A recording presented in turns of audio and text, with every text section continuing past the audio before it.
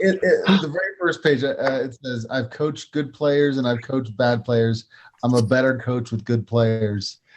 And I was like, "Gosh, that's like I'm a health coach. I'm a better health coach when people want to do it, and I'm a better business coach when people are doing the work." That's true. Right when it got started, I'm like, "Well, that's a true statement." Anyways, I'm sorry, Misty. No, I was just gonna relate it to my kid, like, when you're trying to do something different or new or whatever, he gets very introverted, almost like he's scared, and that's it kind of aligns with this. Like, you get a little self-conscious and awkward when you're doing something new and you're bringing on that new change and you're learning something new. So I was just relating it to my kiddo. Yeah. I think it happens with adults too. I was going to say, I wish I could blame it on the kids. Like every time, if my routine is touched in any way, I'm like, I can feel it. It's like uncomfortable. I know some change is coming. It's just, we all like being in our comfort zone. It's like a rut. I don't even mean to rut. It's not always negative. Routines and habits are good things, but it's difficult. And Jamil has, I've heard the whole hands and the fingers being an uncomfortable thing. He's talked about that. And I know Maxwell said he got it. I think he might even picked it up from somewhere else. But yeah, definitely there. I like how he lays it out for us, kind of the method for bringing about change with his 14-character acronym that I'll never remember.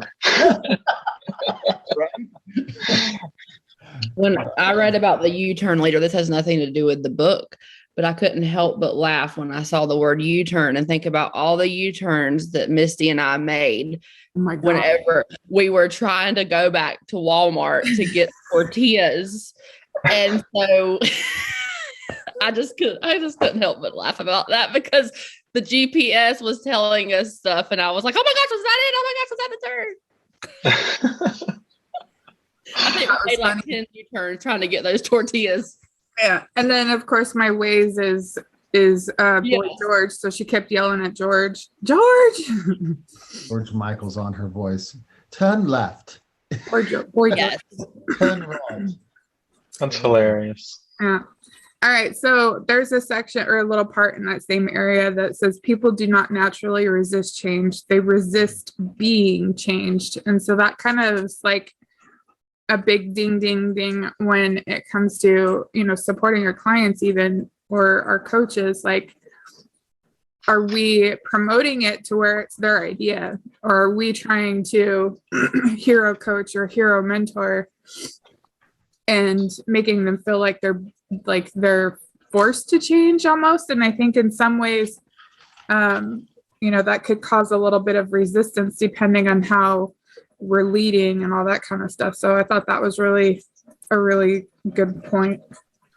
A little quote.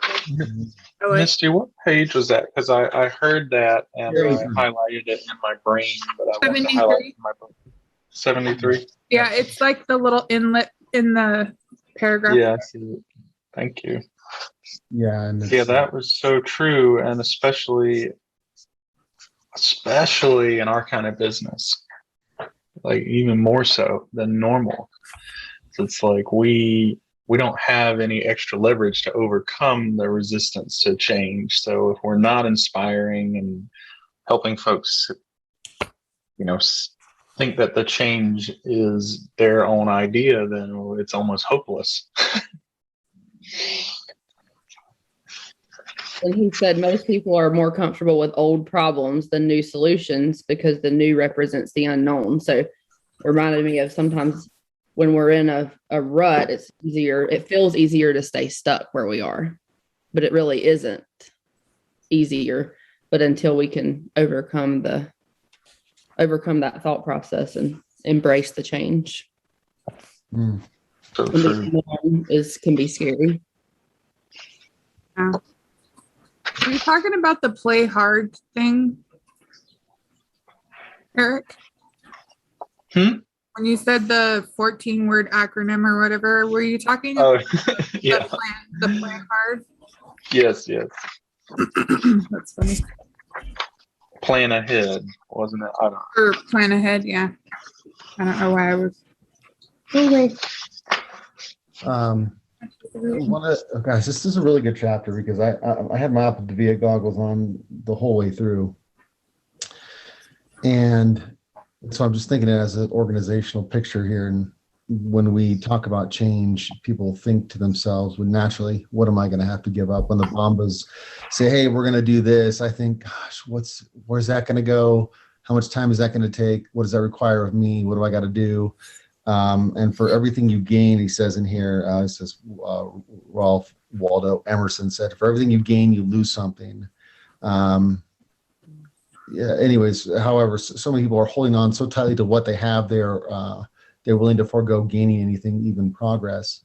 And I also read in the workbook that one of the major things that people are afraid to give up is time. Mm. So I know that happens a lot in this organization for coaches in particular. What does this require? How much time is that going to take? Right. Even if we're all doing it together, we still worry, what is, another meeting? Come on, another group? Put me in another group, Andrew. I dare you. No, I'm just kidding. But it's true. It really is, because we protect that, right? Especially when it becomes a family or anything like that. We want to protect that, or even just pleasure, our own little time that we have. I know a lot of you guys have individual things, including myself. I protect my darts, right? I haven't been able to do that in a while. I really want to protect that. It's just an hour, one time a week, man. Can I have it? Right. So, anyways, I thought that's very true. It's sometimes it's the status quo and we're okay with that. So we don't want to affect anything that we're doing. It's that giving up something now for something better later kind of thing that reminds me of giving away time or whatever, like what I know Jamil's said it quite a few times. And I kind of feel like a little bit with you, Andrew, and that I'm protective of that. I know I have to find the balance in something else though. Like, where can I find that balance if I give this time for this? Where's that balancing? Because it's all about finding the balance. To me, I can't be heavy on one side and light on the other. And then that goes for both things, business related and personal life. Like, if I'm more towards my personal life, then my business is having an effect, or has something going on. And then the same way, the other way, if I'm doing too much of my business work and not being intentional with my time, then my family life is yelling at me or whatever.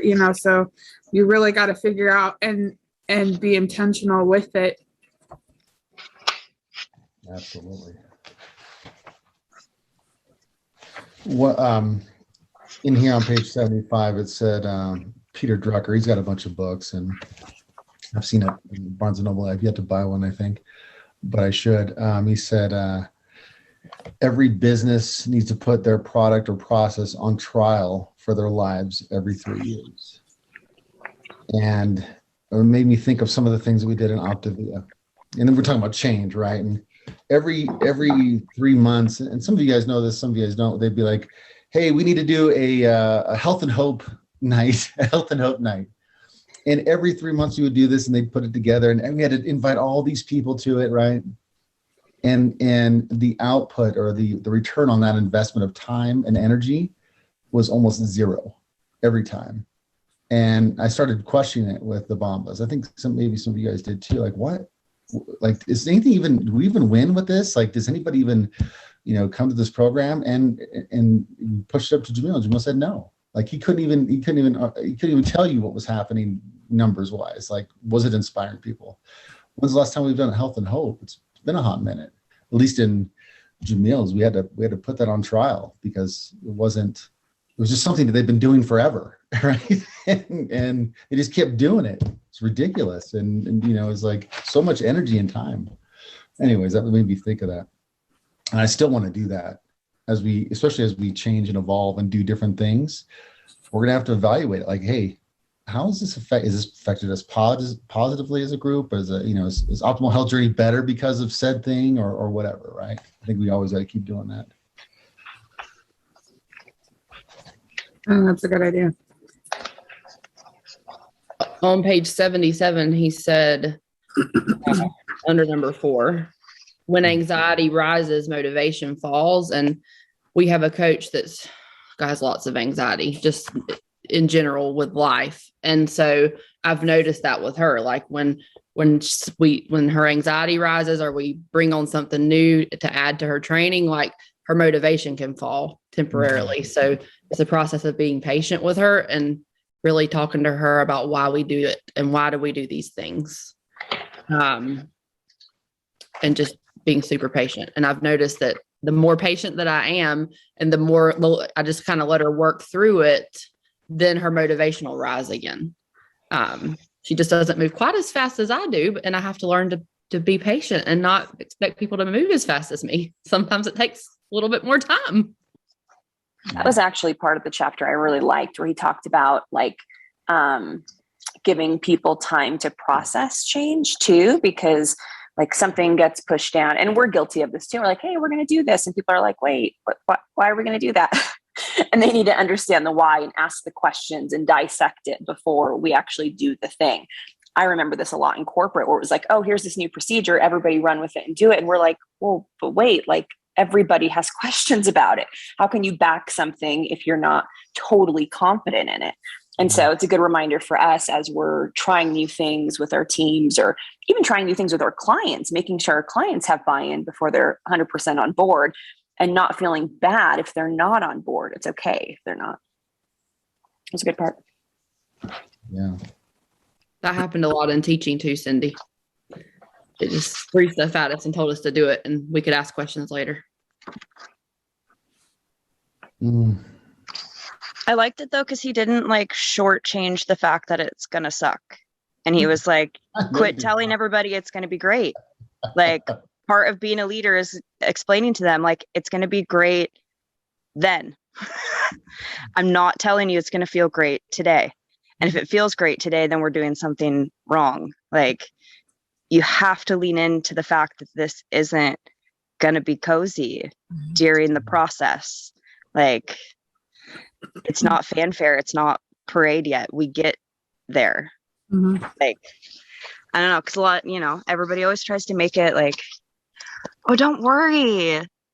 Well, you don't have to worry, but it's gonna be different. It's gonna be awkward. I mean, literally, like, I don't know. I really liked the fact that even though he doesn't necessarily correlate all of them together, like, we're not losing ourselves, but especially when it's such an ingrained lifelong habit or an identity that we've held, even if it's not serving us, like, we feel like we're losing part of ourselves when we start to let go of those things. And especially when we don't know what's possible to fill that space that's better. That's a lot of where that anxiety comes in when people are starting to do the process, and why we want to revert to the old grip on the golf club. Because even if it was bad, we at least knew, like, I can do this much with it. Yeah. And, I mean, I really liked the Linus example too. I think about a lot of my clients, like even myself, like, we have carried around this blanket of something for so long. Like, what do we really do while it's in the dryer right now? Like, if we don't have a heater, it might be cold. Like, everybody knows us by these things, and we're having to learn that blanket isn't what made us Linus. Like, we're still Linus, and hoping that people will still identify with us, even if we change it. And so, I don't know. I liked that as a coach too, because it's okay to not like sugarcoat stuff all the time for people. Like, we want to help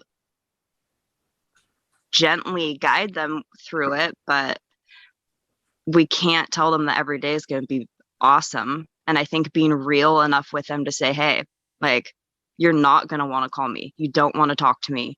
You're not going to want to put that down. Like, but please do it. Because I didn't either. Like, I've called Anna with food in my hand and had like one arm over here. You know, like, I thoroughly did it. And I just like Lou Holtz. I could just like, I watched enough ESPN. I could like picture him walking around while I was reading it. It made me happy. I wish we all had a Lou Holtz in our life. He'd fit in your pocket. Yeah. He's a great writer for sure. Really good. With the family side of things too, with building a business, with what Memes was saying, we've experienced that this week. Emil has started traveling again, and so I'm not at a job 40 hours a week outside of the house, but I have things I have to do for coaching, and the kids have activities in 2 different places. And so I experienced that this week, and I was like, okay, I had to take a breath, and I was like, okay, it's crazy now. And it's not, necessarily good in this moment, but I think about, a year from now, what will that be like? And 2 years from now, that's hopefully Emil will be home and he won't be traveling, and then there won't be just one of us here. So it was a good reminder to take a step back and just take a deep breath and say, okay, this is the good, and I'm giving up the good for the great. So while I'm running to the car during a basketball game, I'll rally cheers to do calls, and then running back in to watch our 10 minutes, and then running back to the car again and do a call. It won't always be like that forever. So I just kind of had to take a step back and realize that, because in the moment I was feeling pretty overwhelmed. That was the part that wasn't good in the moment, but it will be good later. Okay, guys. Oh, go ahead, Eric. Oh, I was just disagreeing. Yeah. So as we're kind of chipping away at this finish, kind of we're going through the pages and talking about each section that spoke to us. How do you think that this chapter on change relates to clients? And I know some of you guys have already talked about it. Does anybody else have any thoughts about that, how it could apply to clients or a business?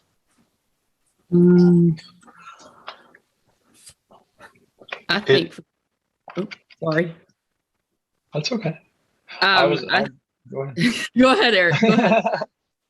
I just was trying to fill the silence. So if you got something good, go for it. Because I'm like, well.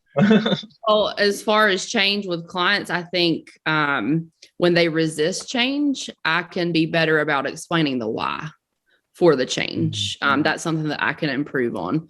When they get resistant to whatever it is, I can't think of a specific example right now, but I could definitely get better at explaining why it is we do what we do, or why, why is it hard right now and how will it be easier later? I mean, I do that, but I could probably get better at the explanation, I think.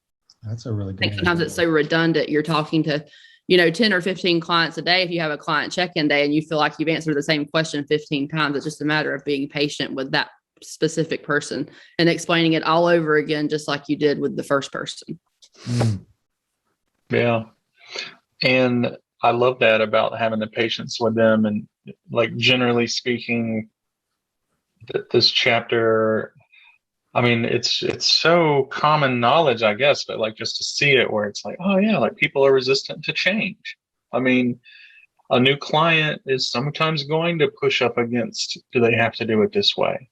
Of course, they're going to push up against reading the book. Maybe they don't want to talk to me. And it's, it just kind of puts it in perspective. Because some people obviously do. And what you guys all pointed out at the very beginning of the chapter about, when you have a good coaches and clients, like it's easier. And it is easier. But that doesn't really change our approach with those that are more difficult. It's like, okay, well, this client is pushing back right now. They're a challenging client, and they may or may not come aboard. But it just helps me see that it's like, okay, I have to have more patience with them. They're going through something that's uncomfortable. Maybe they thought they were ready and they didn't realize how uncomfortable it was going to be. So it just helps me to remember, like, okay, like this is natural. This is human nature. They're pushing back against us. It doesn't mean they're negative. It doesn't mean they can't succeed. It just means this is a habit of thinking they have about changing their habits. And quite frankly, I have that habit. If someone calls me and tells me, oh, we're going to move your bike ride around, or I need to change calls from this day to this day, or we're going to change the fuelings and now you're going to eat them every 2 hours and 45 minutes. Like any of those things would really like send me for a loop. So to me, that's just enlightening as a coach. It's like, okay, I can show some patience, show some grace, try to tell them why this is important, but also let them frankly, make their own mistakes. It's just scary. Like, especially with a new client, I get so hooked up on that, especially in the first week or two, because I want them in a really strong fat burn. And I'm not saying that's not our goal. Like, it has to be our goal. It's super, super important. But if someone's really resistant to it and they're not doing the things exactly right, I tend to get frustrated about that. And it's like, hey, show them a little grace, see what happens. Yes, they might wash out, but they might also just learn for themselves. Like, this doesn't seem to be working like it's working for everybody else. Maybe I need to tweak a couple of things here. Yeah, it kind of makes me think of, I'm just writing notes as you guys are, since you and Erica were talking, like, how do we, as it talks about giving them time to process, I know that is maybe not applicable to all situations, but I was wondering if you guys can think of a way, maybe, is there a way to either articulate, like for something like with the book, like, is there a better way that we can articulate how important the book is? I mean, I know we say, well, it's the program and there's a lot of good stuff in there and there's this journal. I mean, I'm literally saying how I say it. It's not the greatest, but how can we articulate it better to, for them to chew on it and realize that there's value in it, or even give them time to process whatever you're telling them when you're like trying to get them a good fat burn. Like, how do we get their buy-in?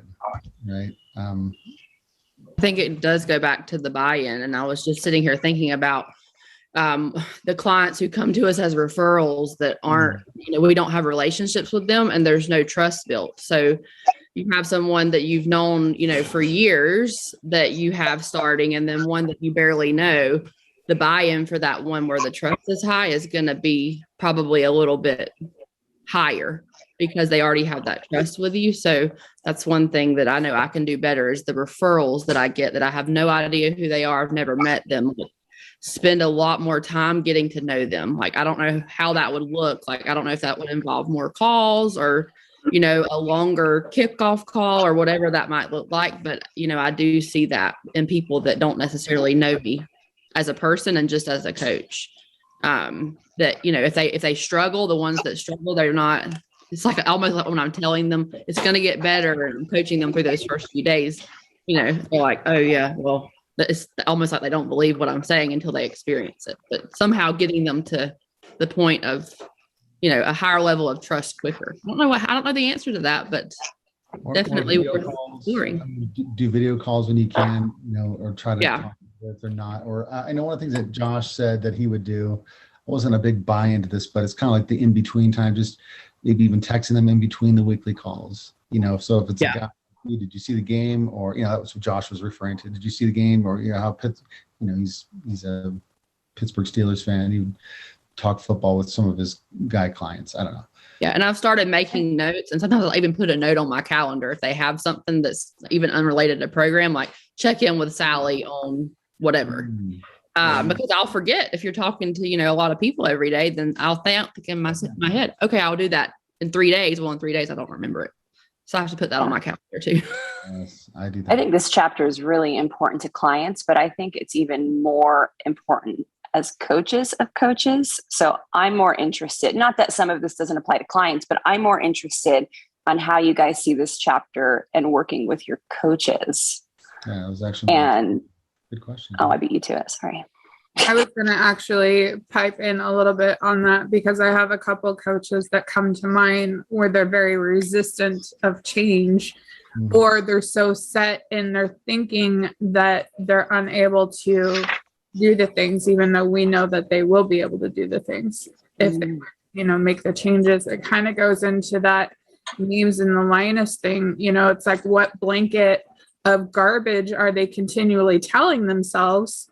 Whether it be, a food or whatever, it's just as much important to change our mindsets as it is to change, our habits, our vices, whatever those may look like. So I think, really coming down to explaining to some of them, even like Mel Robbins was talking about pattern disruptors, and this is a huge factor in change too, because you have to have something that's going to disrupt that pattern. So it kind of coincided for me when I was reading it that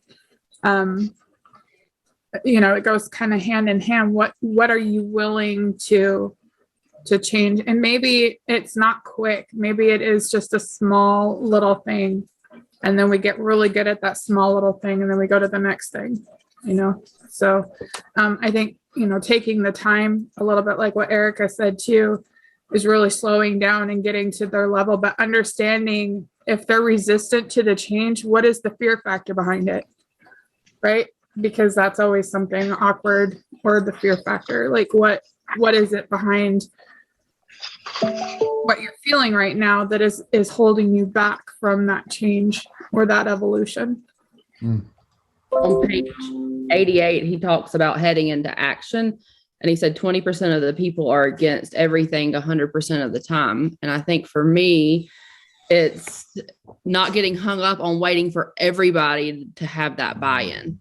Like, because, if we're playing with these, playing on a team with these coaches, and not everybody's going to have the buy-in. Like you may have 2 or 3 that are ready to go. So it reminds me not to wait for the other one or 2 that aren't ready. Like, go ahead and get into action with the 2 or 3 who are ready. Yeah, that kind of happens in our organization right now. It talks about talking to the influencers first, right? So for me, that's Erica, that's Eric, that's Misty, that's Anna, and all the kind of our frontline, big coaches, high in rank, because they're the ones that are going to talk to all the other coaches and bring it down and get the buy-in as well. So we've got to talk to those and get their buy-in, and that's usually how it goes. And when I know that when Cindy and I haven't gotten that opportunity, the major resistance happens. If the Bombas roll something out and they're like, this is what we're going to do, and they didn't ask us for our opinion like we were going to ask you guys, right, or get our buy-in, then automatic walls come up, resistance. Like, we may go along with it, but it's going to be a harder road, right? It's going to be uncomfortable, rather than, hey, let you chew on this. This is what's going to happen, or this is what we're trying to do. If you have any concerns, we got about a 2-week period to bring it to us before we implement this thing. It makes a total difference as to how smooth things run, or even resentment, right? There can be some resentment if you don't get a chance to even voice your concerns or opinions, as Cindy was saying earlier. Well, I love this Q times A equals E. I'm spinning that around just because I like the format that way better, because we all know, well, I won't assume, but E plus R equals O. That's event plus reaction equals outcome, which is just a tenet that I really, really believe in. And I'm like, oh, this is the same kind of equation. Q times A, quality times acceptance equals effectiveness. And it's like, it's an external E plus O equals R. E plus R equals O, because it's out of our hands. To some degree, that acceptance, we can have all the quality in the world for our plan of what we know, what we think needs to happen, but the acceptance, yes, we can impact that by our presentation and taking his tips here on like giving time, taking feedback, all of those things. But ultimately, that acceptance is something that we don't hold. I don't have complete control over whether my coaches are going to accept something, no matter how good or poor my plan is, right?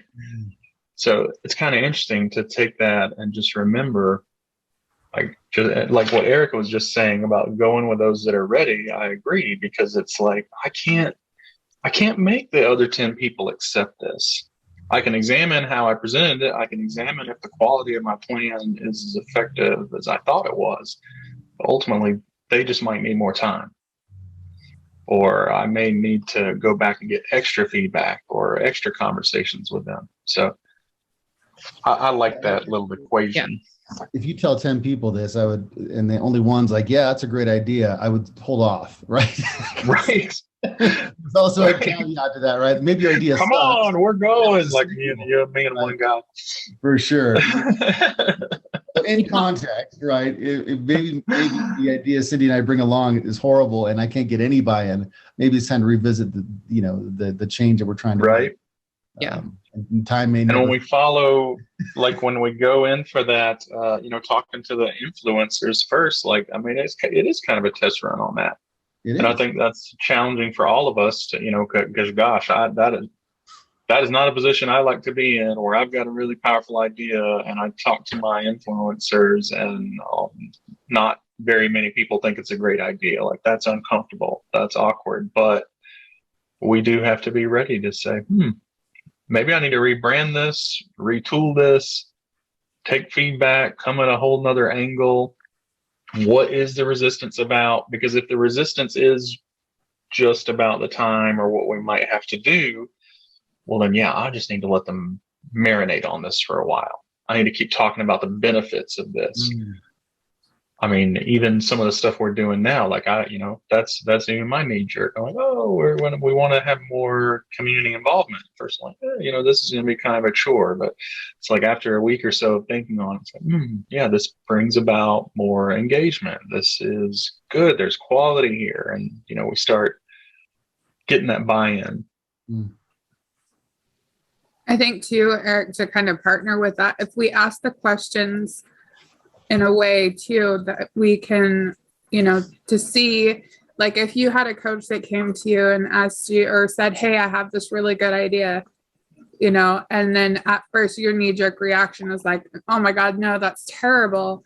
Maybe asking, okay, so taking some of your reservations and forming those into questions and making them a potential situation. So like, what if this and this happens? How would you deal with that? Or what if, like, okay, so community time, for example, what if only one person shows up? Well, then my comment to you would have been, that's one person you're helping. That's one person that you're spending that extra time with that needed it because they showed up, right? So, and there's like, I'm thinking of all kinds of different things. I know we did this a lot in my corporate world was, if there was an idea brought to the table and at first, like, everybody was like, then asking those questions to figure out how it could be. And maybe it never does. Maybe it never turns out because there's just too many variables that aren't thought through. But, maybe eventually it does turn out to be something amazing. That's true. I definitely, myself, like, I have a bad habit of that. Like, if, it's an idea, in fact, it's part of my personality. Like, literally the label last time I took one of these personality tests was the debater. So if I have a team, like if I have a soccer team and one of the people on the team tells me, oh, we need to run this play, like my natural reaction almost would be like, like, I see some issues with that. And I might be right. I might be right, I might be wrong, but like a really good habit for me to get in would be to say, interesting, let me, I want to mull on that a little bit. Because I think I get into like thinking like, oh, they're going to know, like, I don't mean anything if I have an objection. Like, I just imagine I have all this fantastic trust with everyone I talk to, and that's not always true. So it's like, okay, what if I'm trying to practice this. Like, what if I just say, I like that. Let me chew on this a little bit. Let me talk to a few other people about this. Let me come back to you with some questions on it. That would probably serve me and them a lot better. I'm identifying a resistance to change in that, Eric. Yes. No, I don't want to change. Nope. I'm going to say, exactly. No, right? Yeah. I feel you. Was it Sandy this weekend taught about saying, hey, that's I can't remember who taught this. Now everything's muddled, but they'd said something like, hey, that's a really good, or whatever. Like Eric said, basically said that, like, hey, let me chew on that and get back to you on that answer instead of giving a knee-jerk response. Yeah. Just giving yourself time to come back with an articulate response. Yeah, because whether your knee-jerk is right or wrong, it can still be damaging to the relationship. Like, I mean, my kids are like, oh, let's do this. I'm like, we can't handle that this weekend. Like, now it seems dismissive rather than like, oh, that's interesting. I'm not sure if we can work that out. Let me talk to, Stacy about this. Like, it's all like in reverse. Everyone else wants their ideas to be heard as well. Yeah. So that's, he helped me a lot in that. And it wasn't even really the intention of the thing, but that's what I was reading in between the lines. It's like, oh yeah, like time to process ideas, not for them, for me. I need time to process an idea that someone is presenting to me, because just like them and every other human being, I'm probably going to be resistant to a change. So I give myself time to process an idea. That's really good, Eric. I like that. In the workbook, I was trying to. This is all. The reason I have this out is because Ashley really posed some good questions on our call, whatever it was, a week ago or so. Because I'd asked her, and I told some of you this. Hey, what do you think of book club? What do you think of Life Book Club? And essentially, she was like, it could be better. And I was like, and so we asked her how it could be better, and she kind of gave some. All right, Sarah, have a good Saturday. Glad you jumped on. Bye, Sarah. But she also, I said, well, after she gave me feedback on the Life Book and Habits of Health Book Club, I said, well, surely you love Leadership Book Club. And she's like, no, actually, that could be better too.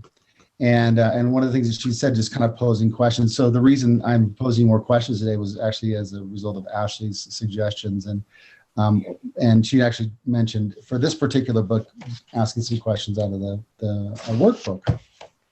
And one of the things in here that stood out to me, as we're asking people to change in this organization, in your organizations too, it asks right at the beginning of this workbook, it says, am I growing? And it says, the question would be for you, have you changed lately in the last week? Be specific. In the last month? In the last year? And as you're writing these, are any of these answers very vague?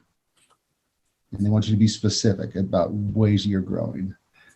So I'd pose that to all of us. How specifically have we grown this year? What have we, changed? And then it goes on to say, well, how many books have you read this year? What do you plan on reading? And I think that's a good facilitator of change. I know most of us in here are readers, and like to. And I think that's good because it opens up to new ideas. We would not be having these sorts of conversations had he not been teaching us here, but it kind of gets us thinking about different situations. But for you guys, do you guys feel like you've changed a lot? Yeah. Yeah. Yeah, a lot. I think there's one thing, and I like this part of it, because I think there's one thing to read, and there's another thing to apply what you read, to actually embrace, what the knowledge is that you're learning. So I know that some of the things that I've seen in myself is a lot more observation. I take the time to watch people more than feeling like I need to do a whole lot of talking. I mean, I still talk. That's just part of who I am. But I think that there's more now observing and watching people. I think it was Erica and Emil I was talking to about this too, almost on too much of a level, that I'm becoming more observant. And I think a lot of it is because I've become more self-confident, and I'm okay with the person that I am, and I don't necessarily need to do that interaction thing because I want you to like me, or I want Memes to like me, or I want Eric to like me. It's now, but in some way I think I'm doing it too much, and I'm not engaging with the relationships fully. I know that's really weird, but I think it's because I'm so interested in the type of person that Memes is, or the type of person Eric is, that I forget that I do need to interact. So, but that's just me. That's just a little bit of myself evaluation of where I've come so far. But yeah, I definitely see a huge change in the person that I've become. Yeah, maybe you're being too critical, Misty. I mean, even Sandy had said we have, or somebody said, again, I blur it all, but we have 2 ears, 1 mouth. So to listen is twice as much as we talk. I mean, sometimes it's just good to be an ear, ask a question. And we did that whole thing this weekend, right? Where it was just a lot of that, where we were just listening and being good listeners and learning about people. I think that's fantastic. What a great thing. That's huge. Mm-hmm. Yeah. Cool. This one really stuck out to me. This one on page 88. And I'm pretty sure we're jumping to a future chapter that talks about vision. It's probably why you guys will pose that. Some of you guys will pose that question about your business. What's your vision? But it says, often I hear people say vision unites people. I disagree. Vision divides people. It separates the people from who will from who won't, and that's a good thing. When you start getting into action, the people that are on the fence start to make decisions, right? They start to, either they're going to be on board or they're going to be off board. That was huge. People are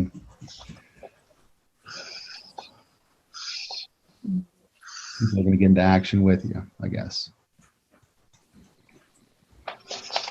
You never know the level of people's commitment until you call them to action. True.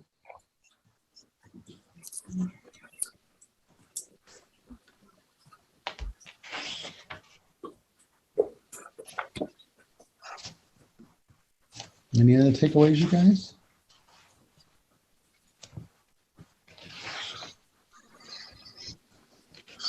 I've been quiet this morning, and I'm sorry. There's lots of things I want to share, but all 4 of my children were up before 7, so it's a little crazy over here.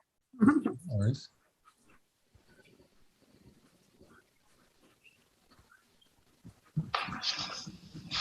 I like the little inserted things that he puts in there, the little quotes. Some of them are so like, gosh, why didn't I think about that?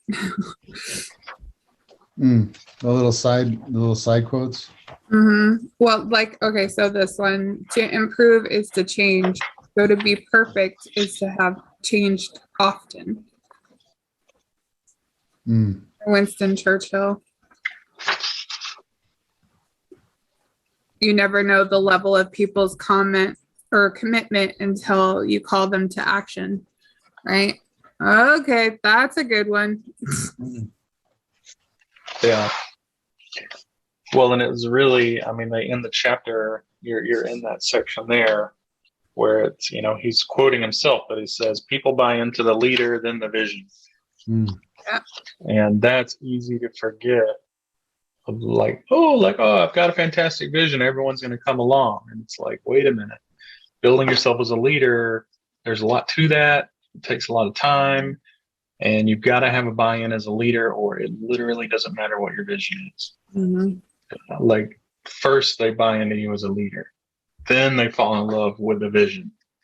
So it's like, it's a two-headed thing. Yes, we need to have both, but we can't skip the leadership and the credibility and the trust you need as a leader in order to get people to at least start following you. I mean, I think, like, especially in this model of our business, like that, we talk about that, like personality, a cult of personality, like a whatever energetic leader, it can only take you so far. The vision will continue, but it starts with your disciples, your friends, your peers, whatever, having buy-in to you as a leader. And that's just like, ooh, that's a call for a really big look in the mirror. No, yeah. So everyone who's left on this call and everybody who watches the recording, ask yourself that question. Have the folks that you partner with bought into you as a leader? And in regards to Cindy and I, maybe we can, because I am open to it. Don't tell me now. Just message me. I'll do it on a weekly call. Give us some feedback on that if there is any, in regards to that. I want to partner with that though, Eric. And it's, yes, you're finding buy-ins for leaders, but then you're also finding leaders that believe in what your passion is, and then you're cultivating them as a leader, right? So you're partnering with leaders, which I think is a lot different than I mean, if we keep it in the leader aspect of us being the full leader, then it becomes a management. Whereas if Right, we're right. cultivating the other leaders within and they have that same vision, they have that same drive, then it becomes much more in my mind. I feel like No doubt. We have an army of entrepreneurs here, not like a general and a bunch of troops. So right. I Yeah, get exactly. your point for sure. Yeah. Yeah, I think that's important. I like it. Absolutely. Anybody else? This is a really good chapter. Got me really thinking. And I had read it via Audible, and then I had to refresh myself last night. But it's a lot of good points. No one else? Well, we managed to make our videos so long that no one will make it this far. So let's say something terrible. If you made it this far, message us. We want to know. Right?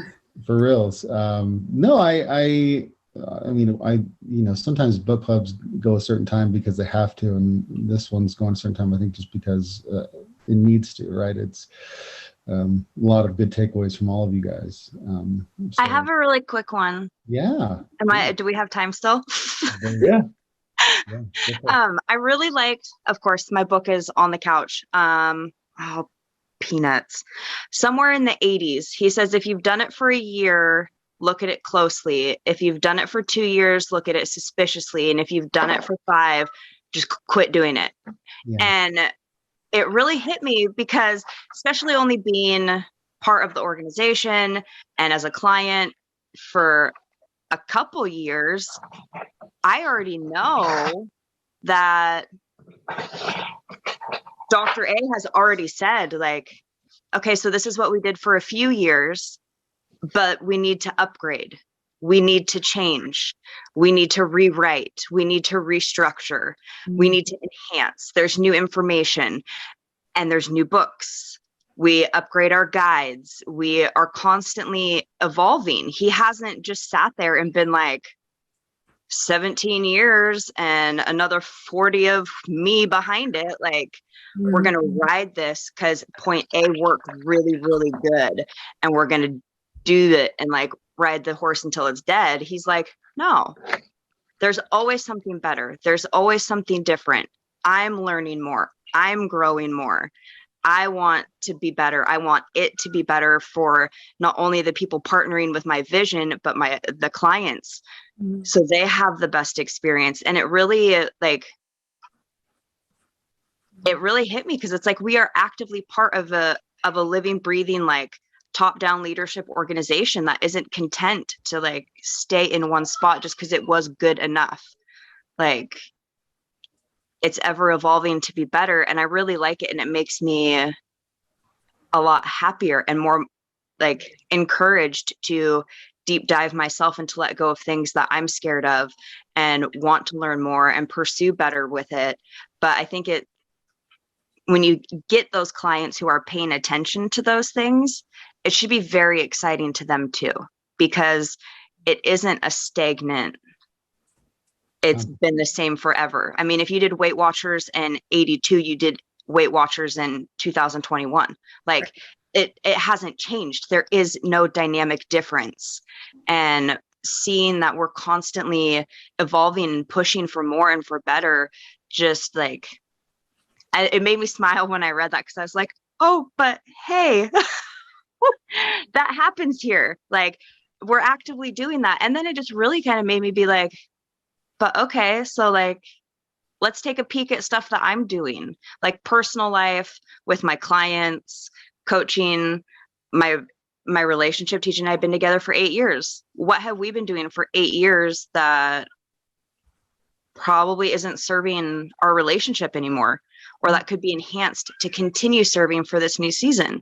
So I really liked that, because it's something that we should be looking at with the people who are mentoring us and their ability to really be functionally speaking into our life, because they're actually evolving themselves. But I thought it was a good little chunk hidden in the middle of a page.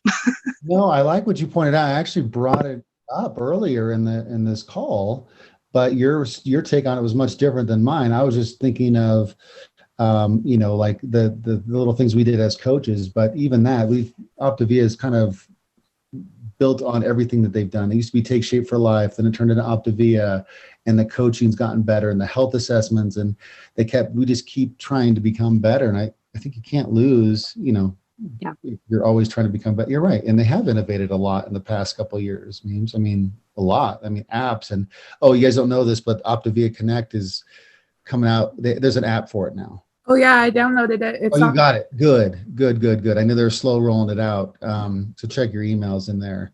I have it. I opened it up real quick. It's just all the information, but via app.